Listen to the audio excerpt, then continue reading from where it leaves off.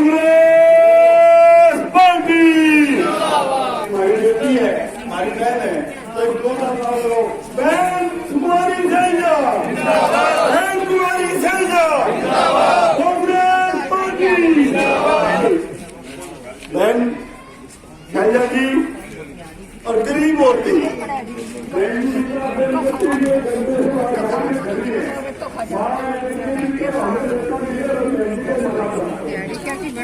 बल्कि दिहाड़ी बढ़ानी सरकार ने और कम कर दी।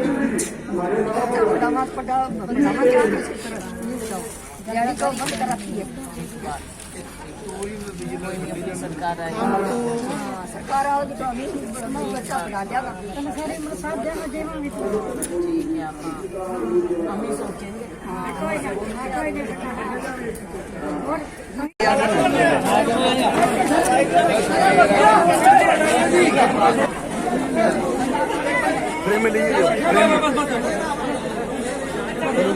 ये वाक्य में हो गया भाई वजन दबा लगा दिया चला सारा में आ जाएगा।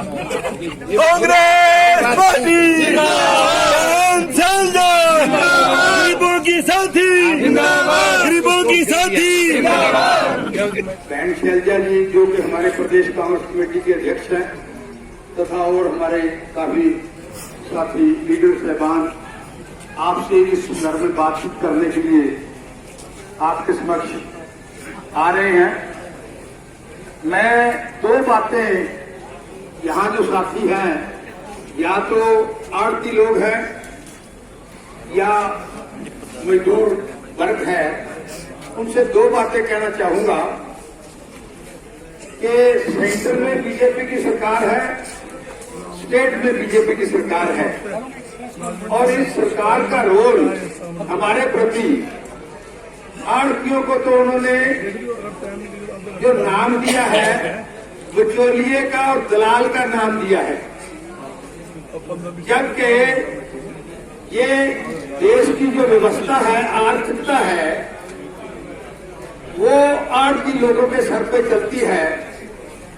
क्योंकि किसान की फसल 6 महीने के बाद आती है और उस फसल को बुआई से लेके कटाई तक और बाजार में आने तक ये आड़ती लोग हैं जो किसान को एडवांस देते हैं ताकि किसान अपनी फसल सही तरीके से पका सके।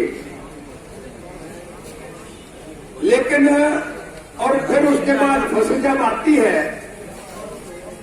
आड़तीय लोग बकायदा यहाँ उसकी पूरे तरीके से संभाल करते हैं, उसकी सफाई करवाते हैं, उसकी बोली लगवाते हैं और तुलवाई करने के बाद उसकी राखी रखते हैं और फिर जाके किसान को पेमेंट भी जो है उसकी करते हैं। आगे से पेमेंट आनी ना आनी वो आड़तीय की सरदर्दी है। किसान की पेमेंट पे जब वो तुल जाती है चीज तो किसान की पेमेंट वहीं पक्की हो जाती है। तो हम लोगों को इस सरकार ने बिचौलिए का नाम दिया, दलाल का नाम दिया, जो कि एक सभ्य सरकार के लिए ये एक शोभा नहीं देती ये बात, ये कहनी बात। हम समाज का एक ऐसा मतलब रिस्पेक्टेड कह लो आप तबका है जो सरकार को इनकम टैक्स देते हैं, दूसरे टैक्स देते हैं, सब कुछ है, लेकिन उसके बावजूद भी सरकार सिर्फ अपनी छोटी सी एक ख्वाहिश पूरी करने के लिए इस किस्म के नाम जो है आड़ती लोगों को देती है। दूसरी बात यह है, यहाँ जैसे मजदूर वर्ग है, हम जानते हैं कि पिछले 6-7 साल में महंगाई इतनी बढ़ी है कि हर चीज की कीमत 2 गुना हो गई है।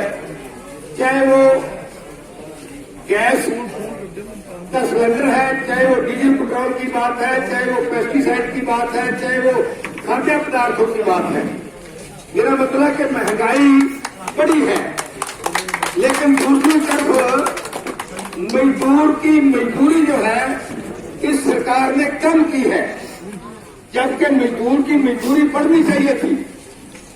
महंगाई बढ़ी है तो मजदूर की मजदूरी भी बढ़नी चाहिए थी, लेकिन मजदूर की मजदूरी बढ़ने की बजाय कम की है। और जब मजदूरों ने इस बात का इकरार किया तो वो तो फिर कहा कि नहीं हम मजदूर वही की वही मजदूरी देंगे।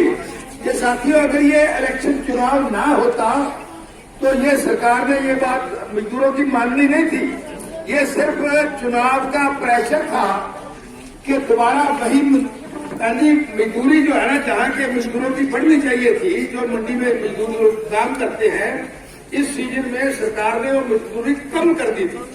हाँ जी, जबकि महंगाई जिस रेशो से बढ़ रही है तो बनता तो ये था कि ये मजदूरी उनकी बढ़ती, लेकिन बढ़ाने की बजाय सरकार ने मजदूरी कम की है।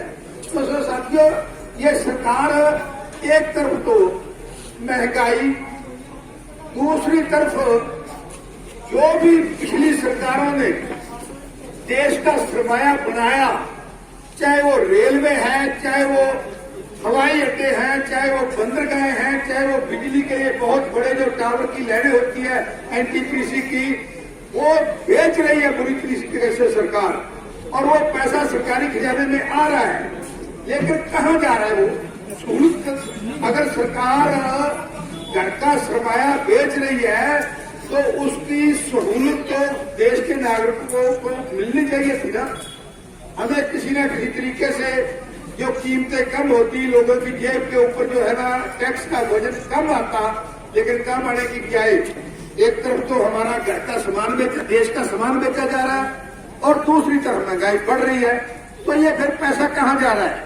पैसा चंद सरमाएदारों के पास जा रहा है, अडानी अंबानी के पास जा रहा है। और बड़ी आपको हैरानी की बात बताता हूँ, आप लोगों ने पढ़ा होगा, पिछले दिनों अखबार में ये बात आई कि अडानी जो मिस्टर अडानी है, उसकी एक दिन की आमदन जो है 1002 करोड़ रुपए, एक दिन की 24 घंटे की उसकी आमदन है।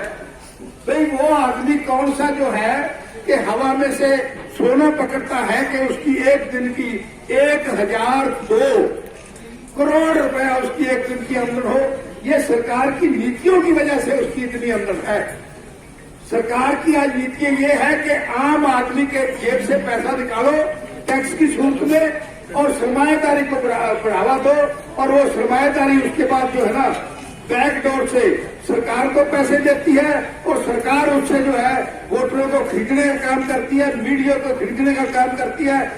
लोगों के सामने मीडिया जो है वो सच्चाई तो छुपाता है और झूठ परोसता है, और ये सारे झूठ का एक बहुत बड़ा तंबू जो है वो मौजूदा सरकार ने ताना हुआ है, ताकि लोगों को असलियत के बारे में पता ही न चले।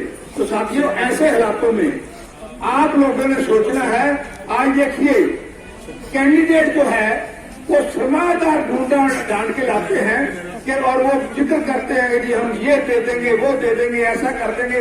तो इनसे पूछना हो कि ये सरमाया जो इनके पास आया है वो जद्दी पुश्ती है क्या? अगर जद्दी पुश्ती नहीं तो क्या दसों की मेहनत करके कमाया हुआ है क्या? दसों की मेहनत करके जो है ना, जो भी आदमी कमाएगा वो ऐसे नहीं लुटाता सरमाया जैसे यहाँ लुटाया जा रहा है। तो ये लोग 30 तारीख तक तो लुटाएंगे अपना सारा कुछ, और 30 तारीख के बाद जो है ना इसको कई गुना बढ़ा के हमारी जेबों में से निकालेंगे। तो आज छोटे से लालच में आने का समय नहीं है, ये सूझवानता से काम लेने का, अपने दिमाग से काम लेने का समय है। कि ये लोग तो बिल्ली ने चूहे को कहा था कि भांजे इस बिल में से निकल के ना उस बिल में घुस जा, मैं आपको 5 रुपए दूंगी। वो चूहे ने सोचा ये तो बड़ा ये आसान से सोचा, मैं सारा दिन टपूसी मारता हूँ, तो इससे थोड़ा सा फासला है, मैं अभी जो है ना 5 रुपए ले लेता हूँ उस बिल से निकल के उस बिल में।